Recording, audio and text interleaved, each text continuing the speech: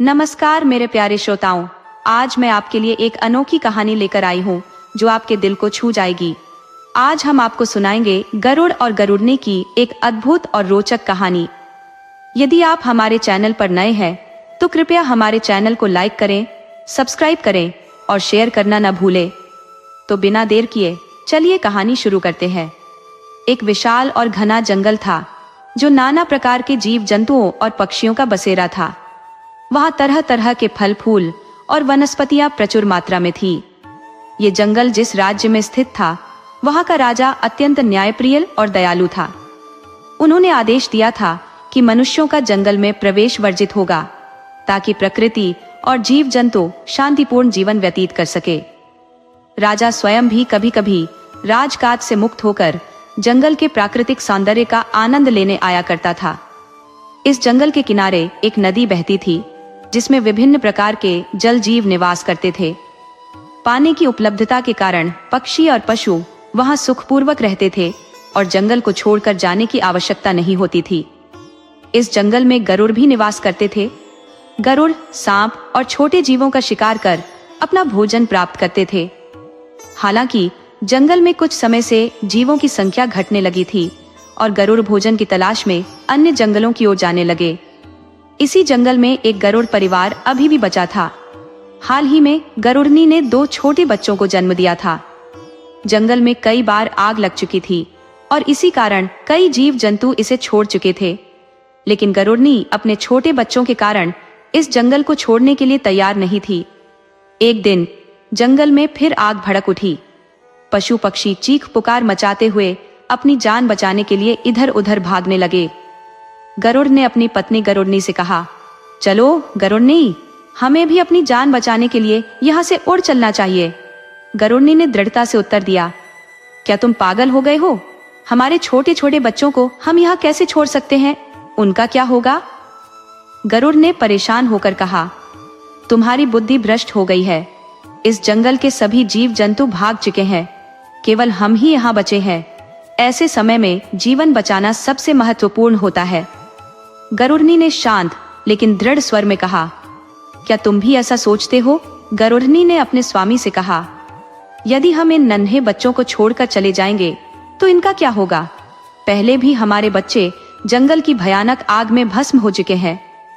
गरुड़ ने अधीरता से उत्तर दिया, तुम व्यर्थ ही चिंता और हट कर रही हो। जंगल की लपटें तेजी से हमारी ओर बढ़ रही हैं। ये विचार विमर्श का समय नहीं है। हमें तुरंत यहाँ से प्रस्थान करना चाहिए। यदि हम जीवित रहे तो बच्चों को फिर जन्म दे सकते हैं, परंतु यदि हम न रहे तो बच्चों का कोई अस्तित्व ही नहीं रहेगा। गरुड़नी ने गुस्से और दुख में कहा, तुम एक पिता होकर ये कैसी निर्दयता की बात कर रहे हो? क्या तुम्हें अपने बच्चों की जरा भी परवाह नहीं? पहले हमारे 4 बार के बच्चे इस अग्नि के प्रकोप में खो चुके हैं, अब तुम इन्हें भी छोड़ने की बात कर रहे हो। तुम कैसे नर हो जो ऐसी निष्ठुरता दिखा रहे हो? गरुड़ ने अनमने स्वर में कहा, तुम मेरी बात समझने की कोशिश ही नहीं कर रही हो। यदि हम यहाँ रुके तो सब कुछ जलकर समाप्त हो जाएगा। मैं अपनी जान बचाना चाहता हूँ, मैं यहाँ और रुकने वाला नहीं हूँ। गरुड़नी ने उसे रोकने की कोशिश करते हुए कहा, स्वामी मत जाओ, मैं अकेली अबला स्त्री इन बच्चों को कैसे बचाऊंगी? यदि आप मेरे साथ रहेंगे तो हम कोई ना कोई उपाय अवश्य निकाल लेंगे। हमारे बच्चे अभी छोटे हैं, उड़ भी नहीं सकते। इन्हें छोड़कर जाने का विचार कैसे तुम्हारे मन में आ सकता है? लेकिन गरुड़ ने हार मानकर कहा, तुम्हें समझाना व्यर्थ है, मैं जा रहा हूँ। यदि तुम रहना चाहती हो तो बच्चों के साथ यहाँ रहो और इस अग्नि में जलकर समाप्त हो जाओ। ये कहकर गरुड़ जंगल छोड़कर चला गया। गरुड़नी अपने बच्चों को सीने से लगाकर रोने लगी। बच्चों ने भी अपनी माँ की दशा देखकर क्रंदन करना शुरू कर दिया। गरुड़नी ने दृढ़ निश्चय किया, भले ही मुझे और मेरे बच्चों को इस अग्नि में भस्म होना पड़े, लेकिन मैं इन्हें कभी नहीं छोड़ूंगी। जंगल की आग तेजी से फैल रही थी। गरुड़नी ने सोचा, मुझे कोई ऐसा उपाय करना होगा जिससे मैं अपने बच्चों को बचा सकूं। उसने दूर एक चंदन का छोटा जंगल देखा। वह बच्चों को एक एक कर वहां ले गई और उन्हें सुरक्षित स्थान पर रख दिया। इसके बाद उसने आसपास पड़े सूखे पत्तों और टहनियों को हटाना शुरू किया ताकि आग वहां न पहुंचे। नदी के पास जाकर उसने अपने पंखों को पानी में भिगोया और बच्चों के चारों ओर फैल रही आग पर पानी छिड़कने लगी। आग बुझाने की कोशिश करते करते वह बार बार नदी तक दौड़ती, अपने पंखों को भिगोती और आग पर पानी डालती, लेकिन हर बार अग्नि फिर से सुलग उठती। गरुड़नी दिन रात अपने पंखों को पानी में भिगोकर आग बुझाने की कोशिश करती रही। थकान ने उसकी काया को चूर चूर कर दिया, परंतु उसकी ममता ने उसे रुकने न दिया। 2 दिनों तक निरंतर प्रयास करने के बाद जंगल की भयानक आग कुछ शांत होने लगी, लेकिन गरुड़नी का साहस अब भी अडिग था। वह बार बार पानी में जाकर अपने पंख भिगोती और बच्चों के चारों ओर छिड़कती रहती। अंततः उसकी शक्ति जवाब देने लगी। एक बार जब वह नदी से पानी लेकर लौट रही थी तो उसकी थकी हुई देह पानी के भार से गिर पड़ी। वह निर्जीव सी धरती पर पड़ी रही। समय के साथ उसके शरीर पर चींटियां चढ़ गई। रात की ठंडी हवाओं ने उसे चेतना में लौटाया। जब उसने अपनी आंखें खोली तो खुद को नदी के किनारे पड़ा पाया। जंगल की आग की विभीषिका उसकी स्मृतियों में कौंध गई। उसके बच्चों की चिंता ने उसे व्याकुल कर दिया। क्या मेरे नन्हे बच्चे भी इस अग्नि में भस्म हो गए? यह सोचकर वह दहाड़ मारकर रोने लगी। सुबह की पहली किरण के साथ उसने स्वयं को संभाला और चंदन वन की ओर बढ़ी। वहां उसने देखा कि बच्चे गर्मी के कारण जमीन पर निढाल पड़े हैं। यह दृश्य देखकर उसका हृदय चीत्कार कर उठा, परंतु ध्यान से देखने पर उसने पाया कि बच्चे सांस ले रहे हैं।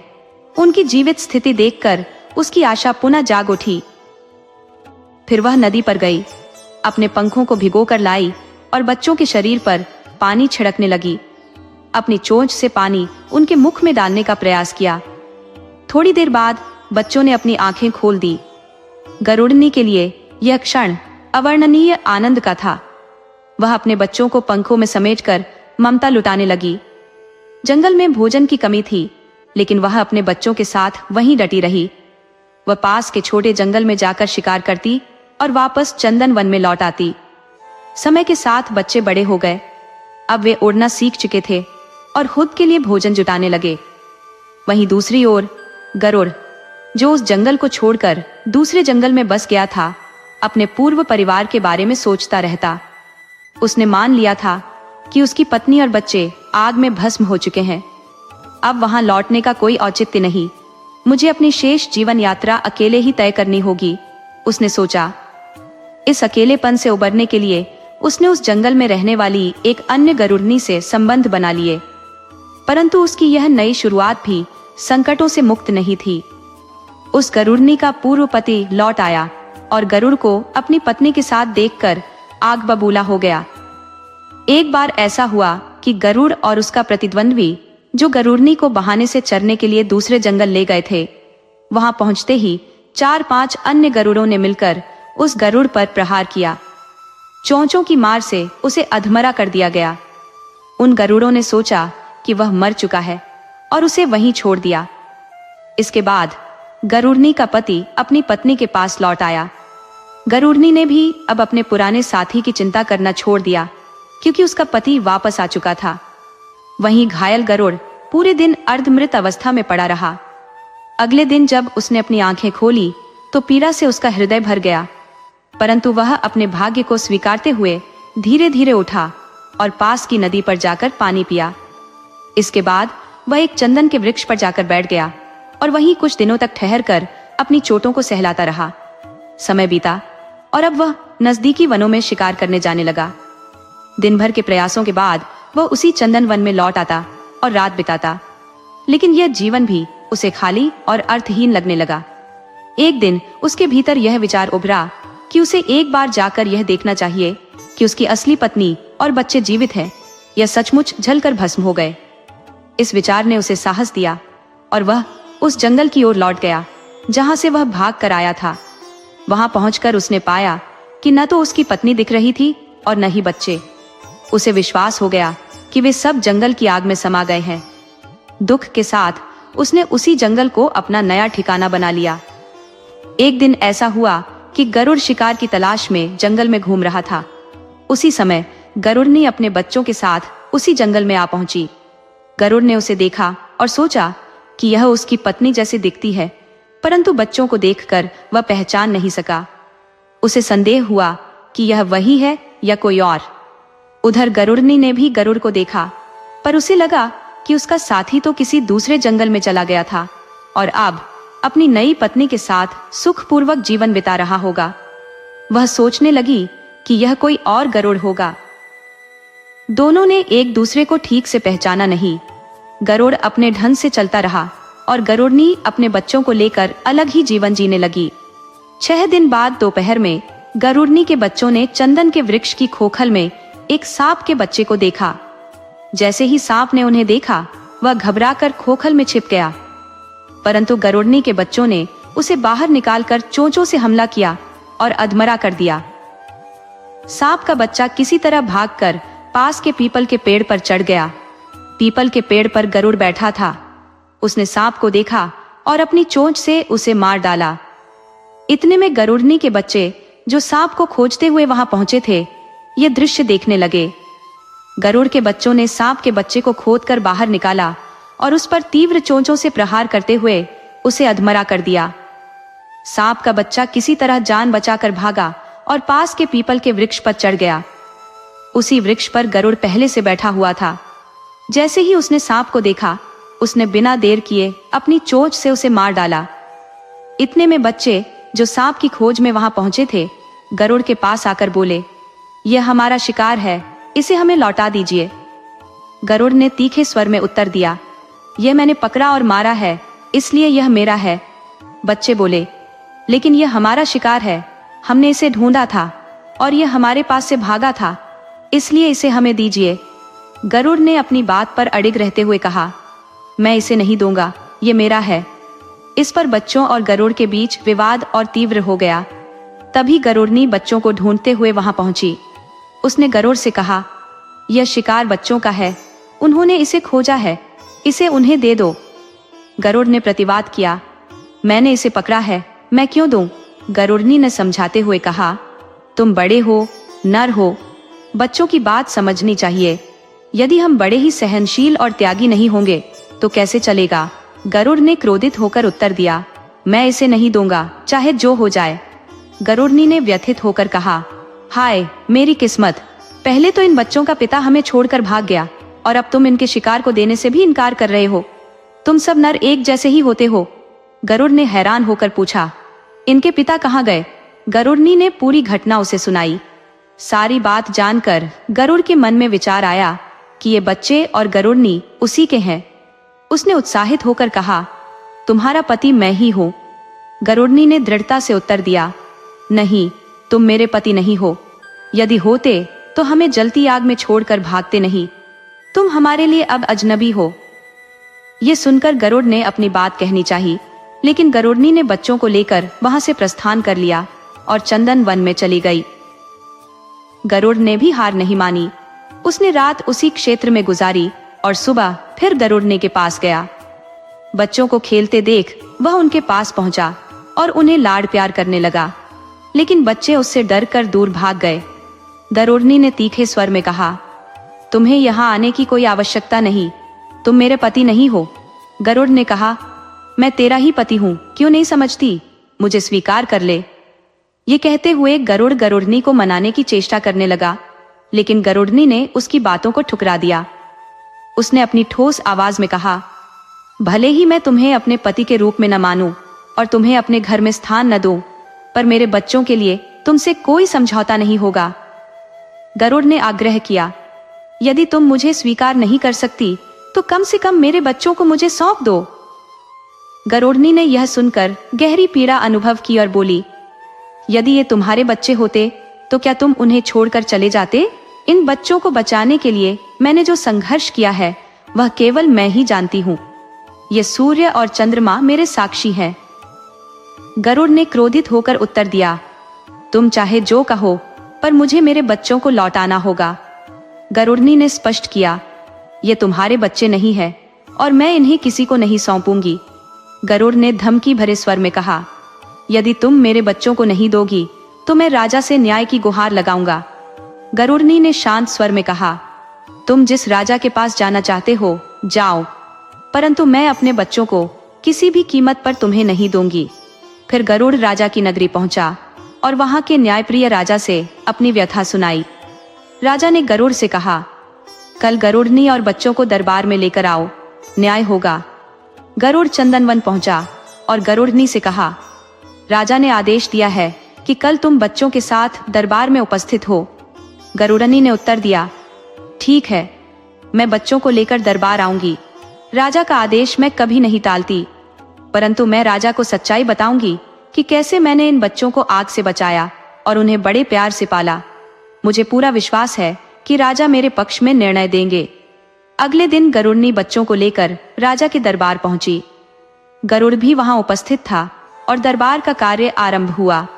राजा ने गरुड़नी से पूछा, क्या तुम इस बात को स्वीकार करती हो कि गरुड़ तुम्हारा पति है? गरुड़नी ने कहा, मुझे इसकी बातों से तो ऐसा प्रतीत होता है कि यह मेरा पति है, परंतु मुझे पूर्ण विश्वास नहीं है। राजा ने गरुड़ से पूछा, क्या ये बच्चे तुम्हारे हैं? गरुड़ ने आत्मविश्वास से कहा, हाँ महाराज, ये मेरे ही बच्चे हैं। राजा ने गरुड़ से उसके गृहस्थ जीवन के विघटन का कारण पूछा। गरुड़ ने उत्तर दिया, महाराज, मैं एक अन्य जंगल में गया था। उसी दौरान जंगल में आग लग गई। मैंने सोचा कि मेरी पत्नी और बच्चे उस आग में जलकर मर गए होंगे, इसलिए मैं वहां से लौटकर नहीं गया। राजा ने गरुड़नी से पूछा, क्या यह सच है? गरुड़नी ने दृढ़ स्वर में कहा, महाराज, यह झूठ बोल रहा है। उसने जंगल में आग लगने से लेकर बच्चों को बचाने तक का पूरा वृत्तांत राजा को सुनाया। राजा ने पूरी बात सुनकर कहा, गरुड़, यदि तुम अपनी पत्नी और बच्चों के प्रति इतना लापरवाह थे तो इनकी जिम्मेदारी अब केवल गरुड़ ने की है। फिर राजा ने गरुड़ से पूछा, क्या तुम गरुड़नी और बच्चों को साथ रखने का वचन देते हो? गरुड़ ने कहा, महाराज, मैं अब भी गरुड़नी और बच्चों को अपने साथ रखने के लिए तैयार हूं। वह मेरी पत्नी है और मेरे बच्चों के बिना मेरा जीवन अधूरा है। राजा ने गरुड़नी से प्रश्न किया, क्या तुम गरुड़ के साथ रहना चाहोगी? गरुड़नी ने उत्तर दिया, मैं कैसे इस व्यक्ति के साथ जाऊं जिसने मुझे और मेरे बच्चों को जलती हुई आग में मरने के लिए छोड़ दिया। अब इन पर कैसे विश्वास करूं? मेरे और मेरे बच्चों का नया जीवन शुरू हुआ है। राजा ने गरुड़ से कहा, गरुड़नी तुम्हारे साथ रहने के लिए तैयार नहीं है, अब तुम क्या करोगे? गरुड़ ने विनम्र स्वर में कहा, महाराज, यदि गरुड़नी मेरे साथ रहने को राजी नहीं है तो कोई बात नहीं, परंतु मेरे बच्चों को मुझे सौंप दिया जाए। गरुड़नी ने आक्रोश से कहा, महाराज, मैं अपने बच्चों को कैसे सौंप सकती हूँ? मैंने उन्हें जन्म दिया है, आग से बचाया है, अपनी छाती से लगाकर उनकी परवरिश की है, दिन रात जागकर उनकी रक्षा की है। मैं उन्हें किसी भी हालत में नहीं दूंगी। गरुड़ ने दृढ़ता से कहा, महाराज, मुझे मेरे बच्चे मिलने चाहिए। गरुड़नी ने प्रतिकार करते हुए कहा, मुझे क्षमा करें, पर मैं अपने बच्चों को किसी भी कीमत पर नहीं दूंगी। राजा इस विवाद पर चिंतित हो गए। उन्होंने विचार किया, बच्चों को माता का माना जाए या पिता का। अंततः राजा ने गहन सोच के बाद निर्णय सुनाया, गरुड़नी, तुमने बच्चों को जन्म दिया है, आग से बचाया है और उन्हें पाला पोसा है। तुम्हारी तपस्या और त्याग अद्वितीय है, परंतु समाज के नियमों के अनुसार पिता ही बच्चों का संरक्षक माना जाता है, इसलिए बच्चे गरुड़ को सौंपे जाएंगे। गरुड़नी ने रोते हुए कहा, आप चाहे जो भी निर्णय ले, मैं अपने बच्चों को किसी भी कीमत पर नहीं दूंगी। ये कहते कहते गरुड़नी बेहोश होकर गिर पड़ी। गरुड़ ने मौके का फायदा उठाते हुए बच्चों को उठाया और वहां से चल पड़ा। बच्चे माँ माँ कहकर रोते रहे, पर उनकी माँ उन्हें बचाने के लिए वहां नहीं थी। गरुड़नी ने अपने बच्चों को जाते हुए देखा और विलाप करते हुए नदी के किनारे पहुंचकर तड़प तड़प कर प्राण त्याग दिए। कठोर धूप में उसका शरीर सूखकर चमड़े जैसा हो गया। राजा ने जो निर्णय दिया था वह न्यायप्रिय माना गया, परंतु गरुड़नी की मृत्यु ने सभी को शोक में डाल दिया। कुछ दिन बाद एक बढ़ई की पत्नी नदी पर स्नान करने आई। उसने गरुड़नी के सूखे हुए शरीर को देखा और जिज्ञासा से उसे एक लकड़ी से हटाने की कोशिश की। जैसे ही उसने ऐसा किया, उस मृत शरीर से उठती वाष्प ने उसकी नाक और मुंह में प्रवेश कर लिया। वह घड़ा उठाकर पानी भरने के बाद घर लौट गई। कई समय बीतने पर बढ़ई की पत्नी गर्भवती हुई और 9 मास पूरे होने पर उसने एक सुंदर कन्या को जन्म दिया। वह कन्या धीरे धीरे बड़ी होने लगी। वर्ष बीते और बालिका किशोरावस्था में पहुंच गई। अब वह अपनी माता के गृह कार्यों में सहायता करने लगी। वह जंगल से लकड़ियां लाती, पानी भरती, रसोई बनाती और घर का सारा काम संभालती। उसी राज्य में जहां राजा ने गरुड़ और गरुड़नी के विवाद में न्याय किया था, वह कन्या भी बड़ी हुई। उस राज्य में राजा के अस्तबल में 7 रथी घोड़ियां थी, जिनका उपयोग सैनिक युद्ध में करते थे। लेकिन उन घोड़ियों के साथ अब केवल बढ़ई के पास एक घोड़ा बचा था। राजा की घोड़ियां अक्सर बढ़ई के घर के आसपास घूमती। एक दिन बढ़ई का घोड़ा उन घोड़ियों के साथ चरने गया। सहवास के परिणाम स्वरूप घोड़ियों ने गर्भ धारण किया। समय बीता और घोड़ियों ने बछड़ों को जन्म दिया। जब राजा को यह बात पता चली तो वह अत्यंत प्रसन्न हुआ। एक दिन बढ़ई की बेटी ने देखा कि घोड़ियां अपने बछड़ों के साथ घूम रही हैं। उसने अपने पिता को बुलाकर कहा, पिताजी, ये बछड़े किसके हैं? बढ़ई ने कहा, बेटा, ये बछड़े राजा के घोड़ियों के हैं। लड़की ने उत्तर दिया, परंतु ये घोड़े तो हमारे हैं। बढ़ई बोला, हाँ बेटा, ये घोड़ा तो अपना ही है, इन्हीं के कारण इन बछड़ों का जन्म हुआ है। लड़की ने हठपूर्वक कहा, तो ये बछड़े भी हमारे ही हुए, वे हमारे घोड़े के वंशज हैं। बढ़ई ने समझाने का प्रयत्न किया, बेटा, ये बात तो सही है, परंतु राजा से उलझना ठीक नहीं। बड़े लोगों की बड़ी बातें होती हैं, यदि कुछ गलत समझ लिया तो हमें ही दंड मिल सकता है। लड़की ने दृढ़ता से कहा, पिताजी, जब ये हमारे घोड़े के वंशज हैं, तो इन्हें राजा को क्यों देना? लड़की ने बछड़ों और घोड़े को अपने अस्तबल में बंद कर दिया। सांझ को जब घोड़ियां राजा के महल लौटी तो उन्होंने बछड़ों को न पाकर हाहाकार मचा दिया। राजा के सेवकों ने खोजबीन शुरू की और देखा कि बछड़े बढ़ई के अस्तबल में बंद है। वे बढ़ई के घर गए और बोले, बढ़ई, ये बछड़े राजा के हैं, इन्हें लौटा दो। लड़की ने बीच में आकर कहा, नहीं, ये बछड़े राजा के नहीं है, ये हमारे घोड़े के वंश के हैं और इन्हें मैं नहीं दूंगी।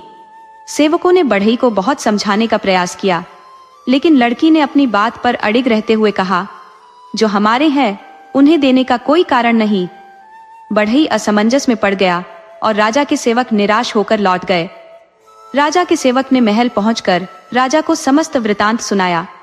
यह सुनते ही राजा ने बढ़ई को दरबार में बुलवाया। राजा ने पूछा, बढ़ई, तुमने मेरे बछड़ों को अपने तबेले में क्यों कैद कर रखा है? उन्हें अब तक क्यों नहीं छोड़ा?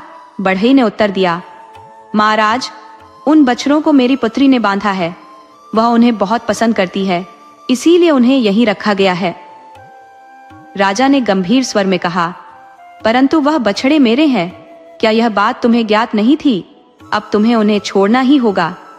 बढ़ई ने झुकी हुई दृष्टि से उत्तर दिया, महाराज, मैंने उस पागल लड़की को बार बार समझाया, पर वह मानने को तैयार नहीं होती।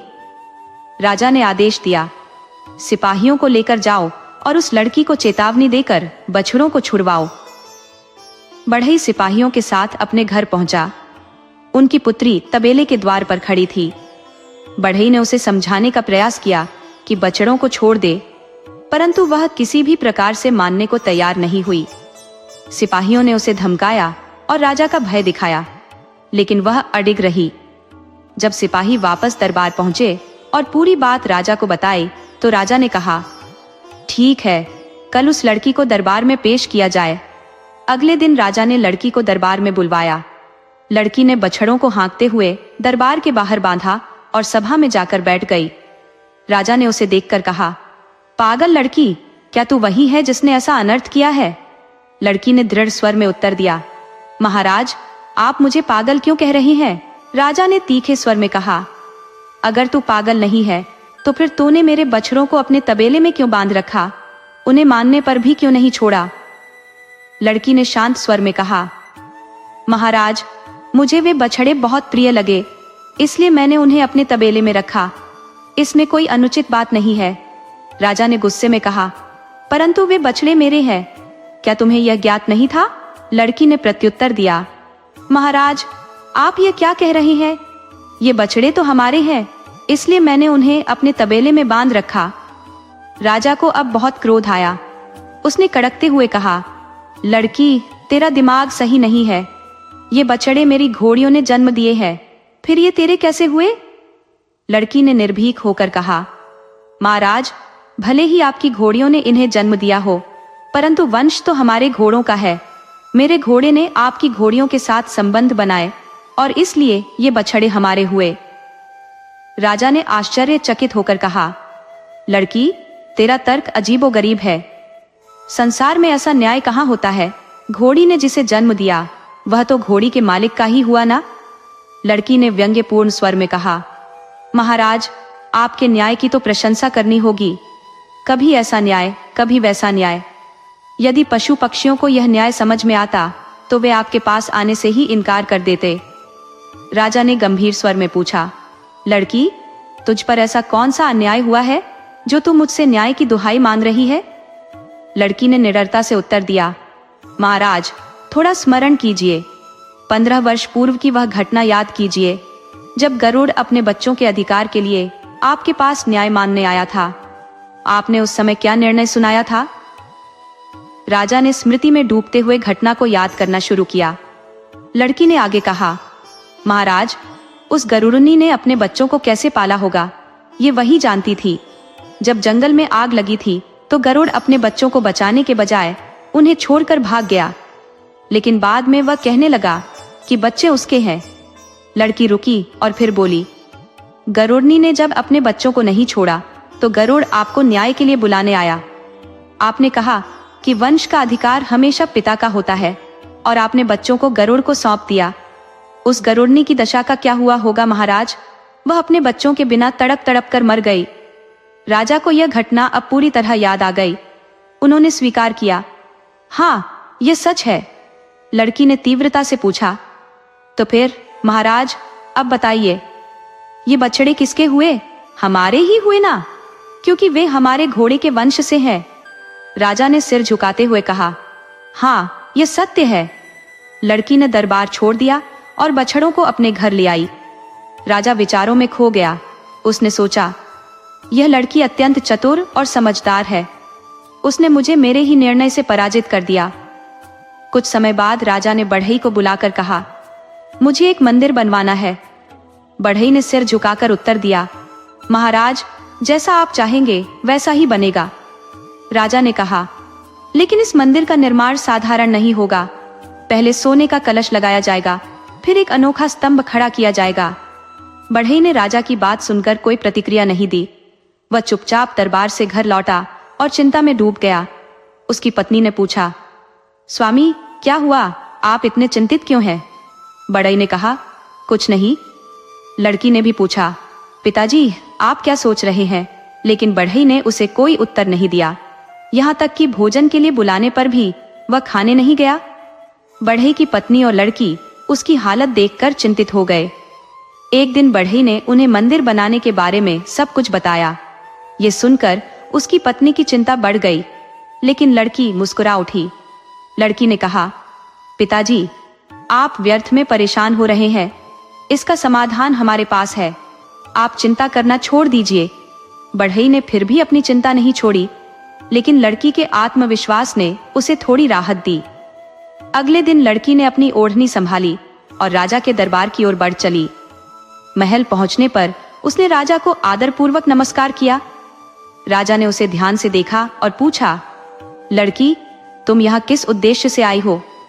लड़की ने निडरता से उत्तर दिया, महाराज, मेरे घर में खाने को कुछ भी नहीं है, इसलिए मैं मजदूरी करने की अनुमति लेने आई हूँ। आपका जो मंदिर निर्माण हो रहा है उसमें काम करके मजदूरी काट लीजिएगा। राजा ने सहानुभूति से कहा, यह तो कोई कठिन बात नहीं है। मजदूरी में क्या लोगी? धन, धान्य, दाल या चावल?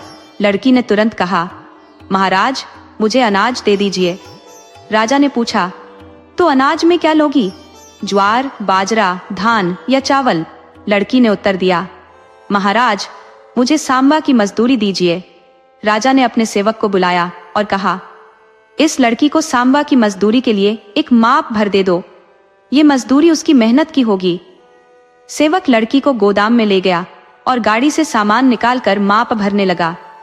तभी लड़की ने उसे रोका और कहा, मुझे तुम्हारे हाथ से मजदूरी नहीं चाहिए, मैं राजा के हाथों से मजदूरी लूंगी। सेवक ने उसे समझाने की कोशिश की, राजा स्वयं कभी किसी को मजदूरी नहीं देते। ये काम हमारे जिम्मे होता है, हम उनके नौकर हैं और यही हमारी जिम्मेदारी है। लेकिन लड़की अडिग रही। उसने दृढ़ता से कहा, मैं तो केवल राजा के हाथों से ही मजदूरी लूंगी, चाहे जो हो जाए। आखिरकार सेवक ने हार मानकर राजा को सूचना दी, महाराज, यह लड़की मेरे हाथ से मजदूरी लेने से इनकार कर रही है। वह कहती है कि उसे आपके हाथ से ही मजदूरी चाहिए।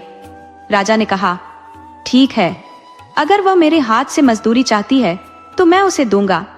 राजा स्वयं गोदाम में आया और माप भरकर लड़की की ओढ़नी में डालने लगा। तभी लड़की ने बीच में हाथ रखकर उसे रोका और कहा, महाराज, ये माप ठीक से ऊपर तक भरा नहीं है। राजा ने माप को खाली किया और उसे फिर से भरने लगा। जब वह अनाज ओढ़नी में डालने लगा तो लड़की ने फिर रोका और बोली, महाराज, ये माप अब भी सही तरीके से भरा नहीं है। राजा ने गहरी सांस लेकर पूछा, अब कौन सी विधि अपनाई जाए? लड़की ने समझाया, महाराज, पहले माप का ऊपरी हिस्सा ठीक से भरना चाहिए, फिर पूरे माप को संतुलित करना चाहिए। यह काम नौकरों से नहीं हो सकता, इसलिए मैंने आपको बुलाया है।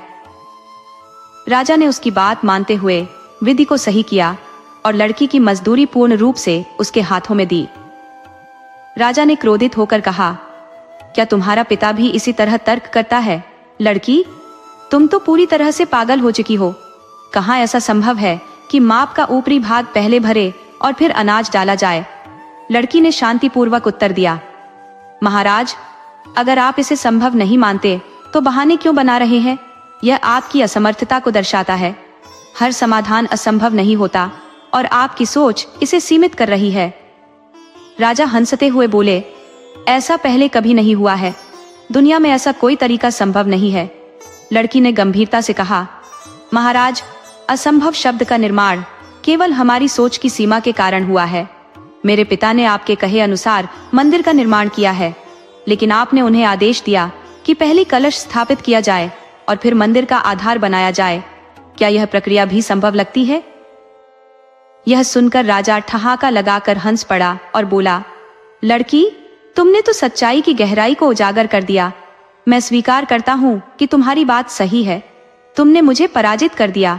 अब जाओ, अपने पिता को यह समाचार दो कि उनकी पुत्री अत्यंत चतुर और प्रज्ञावान है। लड़की ने घर जाकर अपने माता पिता को यह सब बताया। उनके हृदय में गर्व और संतोष का भाव उमड़ पड़ा। कुछ समय बीता और राजा ने विचार किया, बढ़ई की यह कन्या अत्यधिक बुद्धिमान है। यदि मैं इसे अपनी रानी बनाऊं तो राज दरबार में उत्पन्न होने वाले सभी जटिल प्रश्नों का समाधान शीघ्र हो जाएगा। ये निश्चय करके राजा स्वयं बढ़ई के घर गया और विवाह का प्रस्ताव रखा। बढ़ई चकित होकर बोला, महाराज, आप राजा हैं और हम तो अत्यंत साधारण लोग हैं। हमारे और आपके जीवन में असमानता इतनी अधिक है कि यह रिश्ता कैसे संभव हो सकता है? राजा ने दृढ़ता से कहा, यह मेरे मन का निर्णय है, चाहे जो हो, मैं आपकी कन्या से विवाह करूंगा। बढ़ई ने यह बात अपनी पत्नी और पुत्री को बताई। लड़की ने थोड़ी देर सोचा और कहा, पिताजी, आप चिंता न करें, इसका समाधान मेरे पास है। अगले दिन वह राजा के महल गई और बोली, महाराज, मैं आपसे विवाह करने के लिए सहमत हूं, किंतु एक शर्त है, आपको मेरी बातों का पालन करना होगा। राजा ने सहमति जताई और कहा, ठीक है, जैसा तुम कहोगी वैसा ही करूंगा। लड़की बोली, महाराज, आपके महल के मुख्य द्वार के पास एक चौरस दरवाजा बनवाना होगा। उस पर दीवार खड़ी करके तुलसी का पौधा रोपना और उस पर स्वच्छ पीले वस्त्र का टुकड़ा ढक देना। दरवाजे के दोनों ओर गोबर से लिपाई करवानी होगी और धूप दीप जलाने के बाद दिया बुझने नहीं देना। रात्रि के समय वहां खाट बिछाकर आपको सोना होगा। राजा ने उसके कहे अनुसार तैयारी की। सांझ को वह निर्धारित स्थान पर खाट बिछाकर सो गया। मध्य रात्रि होते ही राजा का ख्वाब उसे विचलित कर गया। उसने देखा कि वह स्वर्ग के द्वार पर खड़ा है, जहां उसके माता पिता सोने के हिंडोले में झूल रहे हैं। उनका आसन डोलने लगा और ऐसा प्रतीत हुआ कि वे नीचे गिर जाएंगे। राजा ने नीचे झांक कर देखा तो नरक का दृश्य प्रकट हुआ। उसमें छोटे बड़े कीड़े रेंगते हुए दिखाई दिए। राजा डर से कांपते हुए अपने माता पिता को बचाने का प्रयास करने लगा। वह चिल्लाकर जाग उठा और पाया कि वह अपने पलंग पर ही लेटा है। ये सपना था, लेकिन इसे देखकर वह गहरी सोच में पड़ गया। सुबह बढ़ाई की लड़की महल में आई और राजा से पूछा, महाराज, रात्रि का अनुभव कैसा रहा? राजा ने कहा, मैंने वैसा ही किया जैसा तुमने कहा था। रात्रि में जो दृश्य देखा वह विचित्र और भयावह था। लड़की ने मुस्कुराते हुए कहा, महाराज, यह अनुभव आपको यह सिखाने के लिए था कि मन को शुद्ध रखना और हर व्यक्ति के प्रति पवित्र भावना रखना कितना आवश्यक है। आज आप मेरे प्रति छोटी बहन जैसी भावना रखें और देखें आपका अनुभव कैसे बदलता है। राजा ने सहमति व्यक्त की और कहा, आज मैं वैसा ही करूंगा। अगली रात राजा ने पुनः खाट पर सोते हुए स्वप्न देखा। उसने पाया कि वह स्वर्ग में है, जहां उसके माता पिता सोने के झूले में झूल रहे हैं, आनंद से पान खा रहे हैं। उनके चारों ओर फूल खिले हुए हैं और नीचे सुंदर बगीचा दिखाई दे रहा है। राजा यह देखकर अत्यंत प्रसन्न हुआ। सुबह होने पर लड़की पुनः राजा से मिली और पूछा, महाराज, इस बार अनुभव कैसा रहा? राजा ने हर्षित होकर कहा, यह स्वप्न पहले से बिल्कुल विपरीत था। मैंने शांति और आनंद का अनुभव किया। लड़की ने कहा, महाराज, यही आपके मन की शुद्धता और भावना की शक्ति है। जीवन में हर भावना को सही दिशा देना ही सच्चा राजधर्म है। रात्रि में जो अनुभव राजा ने देखा वही उसने लड़की को सुनाया। लड़की ने कहा, महाराज, पहली रात आपने मेरे प्रति पति पत्नी का भाव रखा था, इसलिए आपको स्वर्ग और नरक का ऐसा दृश्य दिखा। आपने देखा कि आपके माता पिता स्वर्ग के झूले पर बैठे हुए हैं, लेकिन झूला इस प्रकार डोल रहा है मानो वे अब भी गिर पड़ेंगे। उनके गिरते ही सीधा नरक में जाएंगे, जहां कीड़े और दुर्गंध भरे दृश्य है। आपके मन में यह पीड़ा उत्पन्न हुई क्योंकि आपके विचार शुद्ध नहीं थे। लड़की ने आगे कहा, दूसरी रात जब आपने मुझे अपनी बहन मान लिया और मन को पवित्र भाव से भर लिया, तब आपके स्वप्न भी बदल गए। आपके माता पिता फिर से स्वर्ग के झूले पर बैठे थे, लेकिन इस बार उनका चेहरा प्रसन्नता से दमक रहा था। वे पान खा रहे थे और उनके चारों ओर फूलों की भीनी भीनी सुगंध फैल रही थी। ये आपके मन की पवित्रता का परिणाम था महाराज। यही कारण है कि आपसे विवाह नहीं कर सकती। यदि ऐसा हुआ तो आपके माता पिता दुखी होंगे। राजा ने लड़की की बात को गंभीरता से सुना और स्वीकार किया। उसने लड़की को अपनी छोटी बहन मान लिया और उसके प्रति पवित्र भाव रखकर अपने जीवन को दिशा दी। राजा ने लड़की को अपने महल में स्थान दिया और माता पिता की भांति उसे आदर प्रदान किया। इस परिवर्तन से राजा के विचारों में नयापन आया। वह अधिक न्यायप्रिय और संवेदनशील शासक बन गया। लड़की, जो अब उसकी बहन थी, हर समस्या का समाधान सुझाती और राज्य में समृद्धि लाने में योगदान देती। इस प्रकार राजा का राज्य विकास की नई ऊंचाइयों पर पहुंच गया। दोस्तों, अगर आपको यह कहानी प्रेरणादायक लगी हो तो इसे अवश्य शेयर करें।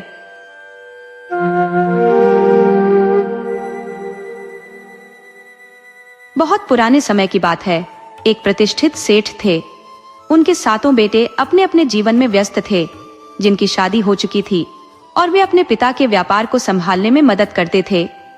सेठ जी अब वृद्ध हो चले थे, इसलिए उन्होंने अपने सभी व्यवसाय की जिम्मेदारी अपने पुत्रों को सौंप दी। उन्होंने मन में ठान लिया कि अब वह यात्रा करेंगे, क्योंकि युवावस्था में उन्होंने अपना सारा समय और ऊर्जा व्यापार को समर्पित कर दी थी। अब वह निश्चिंत होकर संसार देखने का आनंद लेना चाहते थे। परिवार वालों ने यह सुनते ही कहा, आपकी उम्र अब ऐसी नहीं है कि अकेले यात्रा कर सके, हमें आपकी सुरक्षा की चिंता होगी। उस समय प्राचीन व्यापारी और राजे महाराजे यात्रा में अपने साथ कुछ लोग ले जाया करते थे। सेठ जी को भी यही सलाह दी गई। एक दिन सेठ जी के पास उनका नाई आया। हजामत के दौरान सेठ जी ने नाई को अपनी यात्रा की योजना के बारे में बताया और उससे कहा, यदि तुम मेरे साथ चलो तो मैं तुम्हें प्रतिदिन एक स्वर्ण मुद्रा दूंगा। ये सुनकर नाई अत्यंत प्रसन्न हुआ, क्योंकि वह साल भर में मुश्किल से 12 स्वर्ण मुद्राएं कमा पाता था। लेकिन उसकी तबीयत ठीक नहीं थी, इसलिए उसने कहा, सेठ जी, मैं तो आपके साथ नहीं जा सकता, पर मेरा बेटा आपके साथ जा सकता है। मैं उससे पूछकर आपको खबर दूंगा। नाई ने घर जाकर अपने बेटे से इस विषय में बात की, लेकिन उसका बेटा नई नई शादी के बाद अपनी पत्नी को छोड़ने के लिए तैयार नहीं था। उधर प्रतिदिन एक स्वर्ण मुद्रा कमाने का लोभ भी था। उसकी पत्नी ने उसे समझाया, यदि तुम ऐसे मौके गंवाओगे तो हमारी गृहस्थी कैसे चलेगी। सेठ के साथ जाओ, परंतु अपनी एक शर्त रखो। पत्नी ने एक उपाय सुझाया। उसने कहा, तुम सेठ जी से ये शर्त रखो कि हर दिन तुम उनसे एक ऐसा प्रश्न पूछोगे जिसका उत्तर वे न दे पाए। यदि किसी दिन वे उत्तर न दे सके तो तुम उसी दिन लौट आना। ये बात बेटे को जंच गई। वह सेठ जी के पास गया और कहा, सेठ जी, मैं आपके साथ चलने को तैयार हूँ, लेकिन मेरी एक शर्त है। आपको हर दिन मेरे प्रश्न का उत्तर देना होगा। यदि किसी दिन आप उत्तर नहीं दे सके तो मैं उसी दिन वापस लौट आऊंगा। सेठ जी उसकी बात सुनकर मुस्कुराए और बोले, ठीक है, यात्रा में बातें भी होती हैं, तुम्हारे प्रश्न भी उन्हीं का हिस्सा होंगे। नाई के बेटे ने यह बात मान ली और दोनों तीर्थ यात्रा पर निकल पड़े। चलते चलते वे मेवाड़ राज्य पहुंच गए। वहां की भूमि ऐतिहासिक और सांस्कृतिक धरोहर से परिपूर्ण थी। इस यात्रा के दौरान सेठ जी और नाई के बेटे के बीच रोचक वार्तालाप और घटनाएं घटित होने लगी, जो उनकी यात्रा को और भी स्मरणीय बना गई। मेवाड़ राज्य अपनी अद्वितीय ख्याति के लिए प्रसिद्ध था। ये क्षेत्र कभी राणा वंश की शान और गौरव का केंद्र हुआ करता था। यहाँ की भौगोलिक संरचना में पर्वतों की भरमार थी और रास्ते अक्सर पत्थरीले व ऊबड़ खाबड़ थे। इस राज्य का सबसे प्रसिद्ध नगर चित्तौड़ था, जिसे ऐतिहासिक धरोहरों और वीर गाथाओं के लिए जाना जाता है। सेठ और नाई जब चित्तौड़ पहुंचे तो उन्होंने किले के भीतर प्रवेश किया। इस भव्य किले में उन्होंने कई ऐतिहासिक स्थलों का अवलोकन किया, जैसे पद्मिनी का महल, रत्न सिंह का महल, पतसिंह का महल, शिव मंदिर, काली मंदिर, मीराबाई का मंदिर और कई अन्य स्मारक। उन्होंने वहां मौजूद बावड़ियों और कुन्नों का भी निरीक्षण किया, जो किले की जल प्रबंधन प्रणाली का हिस्सा थी। इन दर्शनीय स्थलों को देखने के बाद दोनों ने पास की एक नदी के किनारे विशाल वृक्षों के नीचे डेरा डाल दिया, जहां कई अन्य यात्री भी ठहरे हुए थे। सेठ जी ने नाई को कुछ पैसे देकर कहा कि वह बाजार जाकर खाने पीने का सामान खरीद लाए। नाई पैसे लेकर बाजार की ओर चल पड़ा। रास्ते में उसने देखा कि एक भटियारा, एक सैनिक और एक वेश्या मिलकर एक व्यक्ति को पकड़े हुए राज दरबार की ओर ले जा रहे थे। वे तीनों जोर जोर से कह रहे थे, ये व्यक्ति बड़ा ठग है, इसने हम सभी को धोखा दिया है। आज इसे पकड़ने में कामयाब हुए हैं और अब इसे राजा के सामने पेश करेंगे ताकि इसे उचित सजा दी जा सके। उनके साथ भारी भीड़ भी चल रही थी। यह दृश्य देखकर नाई चकित हुआ, लेकिन उसने ध्यान न देकर अपना सामान खरीदने का कार्य पूरा किया। जब नाई सामान लेकर वापस लौट रहा था तो उसने देखा कि वही ठग नगर के लोगों के बीच स्वतंत्रता से घूम रहा था। उसने उत्सुकतावश कुछ लोगों से पूछा तो पता चला कि ठग ने अपने अपराधों को राजा के सामने स्वीकार कर लिया था, लेकिन फिर भी राजा ने उसे दंडित करने के बजाय मुक्त कर दिया। ये जानकर नाई को बड़ा अचंभा हुआ। वह सोचने लगा कि आखिर ऐसा क्या कारण रहा होगा कि अपराध स्वीकार करने के बावजूद ठग को सजा नहीं दी गई। नाई यह सोचते हुए सेठ जी के पास पहुंचा। उसने सामान उनके सामने रखा और कहा, सेठ जी, मुझे तो कुछ भी समझ नहीं आ रहा, मैं अब घर लौटना चाहता हूँ। सेठ जी मुस्कुराते हुए बोले, तुम्हें जरूर कुछ असाधारण घटना देखने को मिली होगी। पहले खाना बनाओ, फिर मैं तुम्हारे सवाल का उत्तर दूंगा। सेठ जी की बात सुनकर नाई चुपचाप भोजन बनाने में जुट गया। उसने खाना तैयार किया, बर्तन साफ किए और दोनों ने साथ मिलकर भोजन किया। खाने के बाद नाई ने सेठ जी का बिस्तर लगा दिया और आराम के लिए कवर भी दे दिया।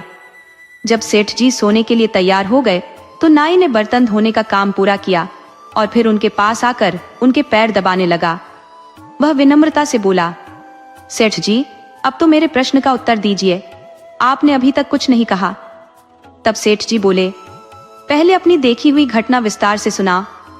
नाई ने जब अपनी बात कहनी शुरू की तो सेठ जी बोले, मैं भी एक रोचक किस्सा सुनाता हूँ, ध्यान से सुनो। सेठ जी ने कहा, एक समय की बात है, एक निर्धन जाट था जिसकी स्थिति इतनी दयनीय थी कि उसके पास खाने के लिए भी कुछ नहीं बचा था। भूख से व्याकुल होकर उसने अपनी टूटी फूटी हांडी और थोड़े से चावल बांधे और घर छोड़ दिया। चलते चलते वह एक सराय में रुका और भटियारिन से बोला, इन चावलों को मेरी हांडी में पका देना, मैं इधर उधर घूम कर आता हूँ। भटियारिन ने उसकी हांडी में चावल पकने रख दिए, लेकिन जाट कहीं गया नहीं सराय में ही छिपकर बैठ गया और भटियारिन की गतिविधियां देखने लगा। जब चावल पक गए तो भटियारिन का एक बेटा आया और उसने चावल मांगे। भटियारिन ने उसे 2 चम्मच चावल दे दिए। फिर दूसरा बेटा आया और उसने भी चावल मांगे। उसे भी 2 चम्मच चावल दे दिए गए। ये सब जाट देखता रहा। कुछ देर बाद जाट बाहर निकला और भटियारिन से चावल मांगे। भटियारिन ने चावलों के साथ उसकी हांडी भी उसके सामने रख दी। जाट ने हांडी को कान से लगाया और गंभीरता से बोला, चुप भी हो जा, मैं सब समझ गया। तुमने अपने दोनों बेटों को 2-2 चम्मच चावल दिए और अब मुझे यही बचा चावल दे रही हो। इतना कहकर उसने हांडी से बचे हुए चावल निकालकर खा लिए। भटियारिन यह देखकर अचंभित हो गई। उसने जाट से पूछा, तुम ये क्या कर रहे थे और यह बात कैसे जानते हो? जाट ने गंभीरता से कहा, यह हांडी जादुई है। ये कान में सारी चोरी चकारी का हाल बता देती है। जो चावल तुमने निकाले वह इसने मुझे बता दिए। ये सुनकर भटियारिन को हांडी के प्रति लालच हो गया। उसने सोचा, यदि यह हांडी मुझे मिल जाए तो मैं अपनी सराय में होने वाली हर चोरी का रहस्य जान सकती हूँ। उसने तुरंत जाट से कहा, यह हांडी मुझे दे दो, मैं तुम्हें इसके बदले अच्छी खासी कीमत दूंगी। जाट ने बड़ी चतुराई से कहा, इस हांडी की कीमत 100 रुपये है। यदि तुम्हें इसे खरीदना है तो 100 रुपये अभी दे दो। भटियारिन ने जल्दी से 100 चांदी के सिक्के लाकर उसे दिए और हांडी को अपने कब्जे में ले लिया। जाट ने पैसे लिए और वहां से तुरंत चला गया। सेठ जी ने कहानी खत्म कर नाई से पूछा, अब बताओ, तुम्हारी देखी गई घटना ने तुम्हें क्या सिखाया? इतने में भटियारिन का पति वहां पहुंचा। भटियारिन ने उत्साहपूर्वक उसे वह हंडिया दिखाते हुए कहा, मैंने इसे रुपये 100 में खरीदा है। पति ने यह सुनते ही क्रोधित होकर हंडिया को उठाया और जोर से जमीन पर दे मारा। हंडिया टुकड़े टुकड़े हो गई। भटियारिन ने उसे समझाने की कोशिश की और हंडिया की जादुई करामात के बारे में बताया कि यह चोरी चकारी की बातों का भेद खोल देती है। यह सुनकर भटियारिन का पति और अधिक उग्र हो गया और बोला, तुम्हें रुपये 100 में फूटी हंडिया बेचकर वह ठग तुम्हें मूर्ख बना गया। अब मैं उसे ढूंढकर उसके सारे पैसे वापस लाऊंगा। यह कहकर वह लाठी उठाकर ठग के पीछे जाने के लिए जंगल के रास्ते पर निकल पड़ा। उधर ठग रुपये 100 लेकर जंगल में ही जा रहा था। तभी एक भूखा रीछ उसे देखता है और तेजी से उसके पीछे दौड़ने लगा। ठग ने खुद को बचाने के लिए एक पेड़ की आड़ ले ली। रीछ ने पेड़ के दूसरी ओर से अपने हाथ बढ़ाए, लेकिन ठग ने बड़ी फुर्ती से रीछ के दोनों हाथ पकड़ लिए। अब दोनों पेड़ के चारों ओर घूमते रहे।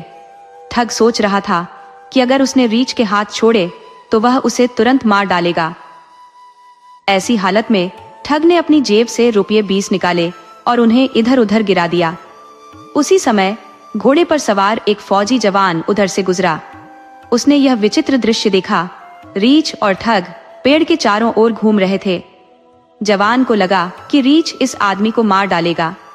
जवान ने अपनी बंदूक उठाई, लेकिन जैसे ही उसने गोली चलाने की तैयारी की, ठग चिल्लाया, रुको, यह रीछ मेरा पालतू है। ये मेरे आदेश पर काम करता है और पैसा निकालने में माहिर है। लेकिन आप जैसे बाहरी व्यक्ति को देखकर यह थोड़ा डर गया है और रुक गया है। जवान ठग की बातों पर यकीन कर बैठा, खासकर जब उसने जमीन पर पड़े रुपये 20 देखे। उसने सोचा, यह रीछ सचमुच करामाती है। अगर यह मेरा हो जाए तो मैं अपनी मर्जी से पैसे निकलवा सकता हूँ। यह सोचकर जवान बोला, मुझे यह रीछ बेच दो, मुझे इस समय पैसों की बहुत जरूरत है। ठग ने जवान की बात सुनकर कहा, अगर तुम्हें यह रीछ चाहिए तो रुपये 400 और अपना घोड़ा मुझे दे दो।